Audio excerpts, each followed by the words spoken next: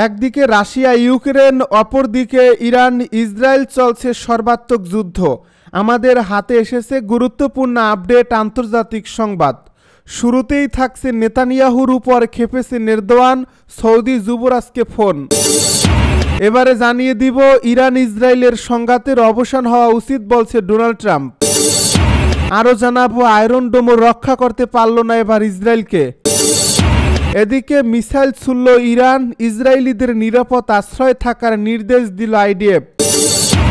সব শেষে জানিয়ে দিব ইসরায়েল গভীর সংকটে ফেলছে সবাইকে।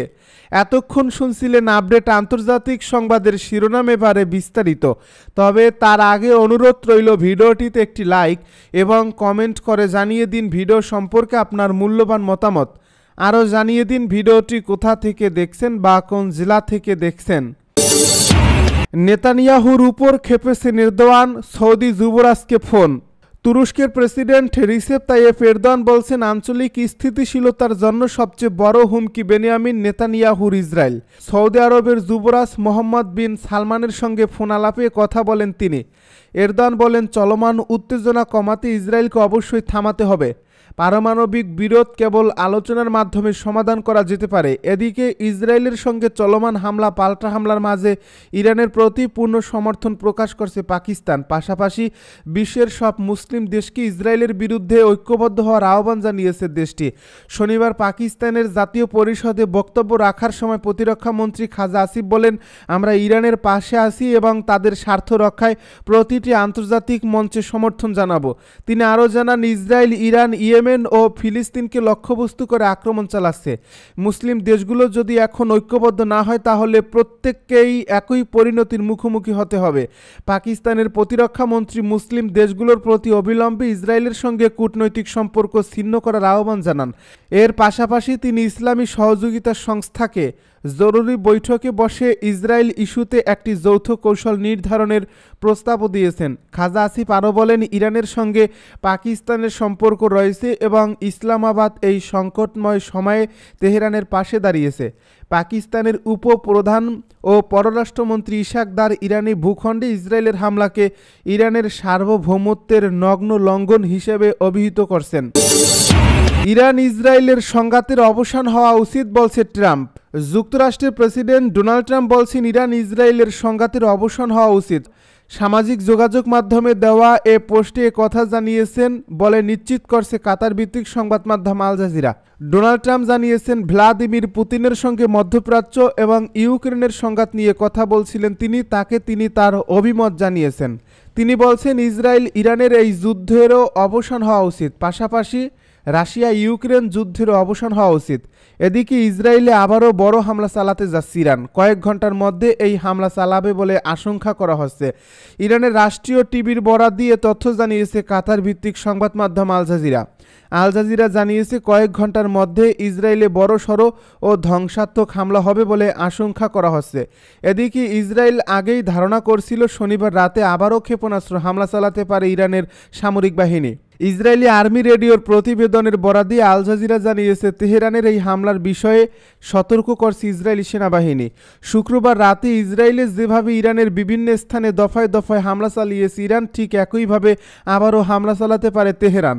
এর আগে শুক্রবার রাতে তেল আবিবে ইরান শতাধিক ব্যালিস্টিক ক্ষেপণাস্ত্র হামলা চালায়, এতে 4 জন নিহত ও অনেক আহত হওয়ার খবর পাওয়া গেছে।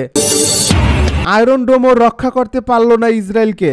পাল্টা হামলায় ইসরায়েলের আয়রন ডোম বিমান প্রতিরক্ষা ব্যবস্থাকে ব্যর্থ করে তেল আবিবে অবস্থিত প্রতিরক্ষা সদর দপ্তরে হামলা চালিয়ে গুড়িয়ে দিয়েছে ইরান।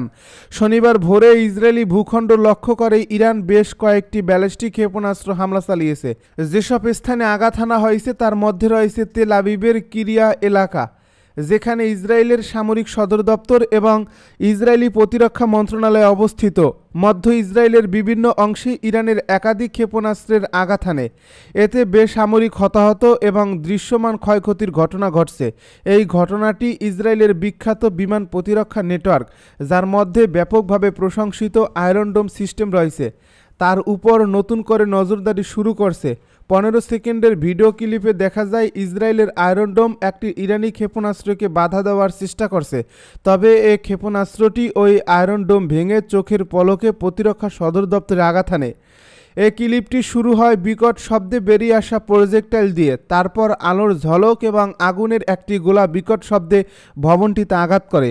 এর পেছনে তেল আবিবের কিরিয়া এলাকার মার্গানিট টাওয়ারটি দেখা যায়, যা আইডিএফের সদর দপ্তরের কাছে শহরের কেন্দ্রস্থলে অবস্থিত। এর আগে শুক্রবার সকালে ইসরায়েল ইরানের পারমাণবিক স্থাপনা এবং সামরিক স্থাপনা লক্ষ্য করে ভয়াবহ হামলা চালায়। এতে ইরানের বেশ কয়েকজন সামরিক শীর্ষ কর্মকর্তা এবং পরমাণু বিজ্ঞানী নিহত হন। এরপর ইসরায়েলে প্রতিশোধ নিতে শুরু করে তেহরান। মিসাইল ছুড়ল ইরান, ইসরায়েলিদের নিরাপদ আশ্রয়ে থাকার নির্দেশ দিল আইডিএফ। ইসরায়েলকে লক্ষ্য করে টানা দ্বিতীয় দিনের মতো মিসাইল ছুড়ছে ইরান। ইসরায়েলের প্রতিরক্ষা বাহিনী আইডিএফ সব ইসরায়েলিকে পরবর্তী নির্দেশনা না দেওয়া পর্যন্ত নিরাপদ আশ্রয়ে থাকার নির্দেশ দিয়েছে। ইরানের রাষ্ট্রায়ত্ত টিভি নতুন মিসাইল হামলার বিষয়টি নিশ্চিত করছে। তারা বলছে ইসরায়েলের দিকে যাচ্ছে মিসাইল।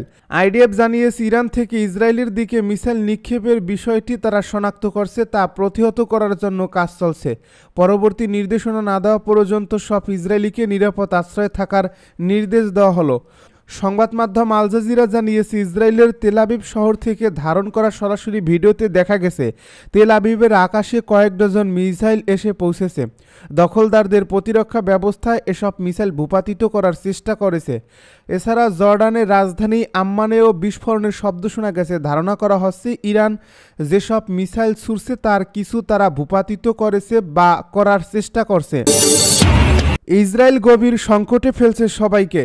পশ্চিমা রাজনীতিবিদ ও কর্মকর্তারা অনুমানযোগ্য আহ্বান জানাচ্ছেন উভয় পক্ষকে সংযম প্রদর্শনের জন্য, কিন্তু এটা স্পষ্ট হওয়া উচিত যে ইরানের উপর ইসরায়েলের সর্বশেষ এই হামলাটি ঘটতে পারত না যদি না ফিলিস্তিনে চলমান গণহত্যার সময় দখলদার রাষ্ট্রটিকে একই রাজনীতিবিদ ও কর্মকর্তারা সমর্থন দিয়ে যেতেন। ইসরায়েলের ইতিহাসে সবচেয়ে কট্টর ডানপন্থী সরকারকে Keir Starmer, Ursula von der লেইনের মতো ব্যক্তিরা উৎসাহিত করছেন, যা বেনিয়ামিন নেতানিয়াহুকে অবাধে যুদ্ধাপরাধ, মানবতা বিরোধী অপরাধ এবং গণহত্যা চালিয়ে যাওয়ার সুযোগ দিয়েছে। গত অক্টোবর মাসে মিডল ইস্ট মনিটরে লেখা একটি প্রবন্ধে ইভেন রিডলি সতর্ক করেছিলেন যে নেতানিয়াহু যতক্ষণ না যুক্তরাষ্ট্র ও যুক্তরাজ্যকে মধ্যপ্রাচ্যের যুদ্ধে টেনে আনতে পারবেন ততক্ষণ তিনি থামবেন না। তার কথাগুলো আজ অত্যন্ত প্রাসঙ্গিক। নেতানিয়াহুর বিকৃত বিশ্ব দৃষ্টিতে তার পাগলা কুকুর রাষ্ট্রটি হচ্ছে সভ্য বিশ্বের অংশ। সেই সভ্য বিশ্বকে তিনি ইরানের আক্রমণের বিষয়ে আশ্বস্ত করে বলছেন, আমরা বিশ্বের সবচেয়ে বিপজ্জনক শাসন ব্যবস্থার হাতে বিশ্বের সবচেয়ে বিপজ্জনক অস্ত্র তুলে দেব না। তার দাবি ইরান তার প্রক্সি সন্ত্রাসীদের হাতে পারমাণবিক অস্ত্র তুলে দিতে চায়, যা পারমাণবিক সন্ত্রাসের দুঃস্বপ্নকে বাস্তবায়ন করে তুলবে।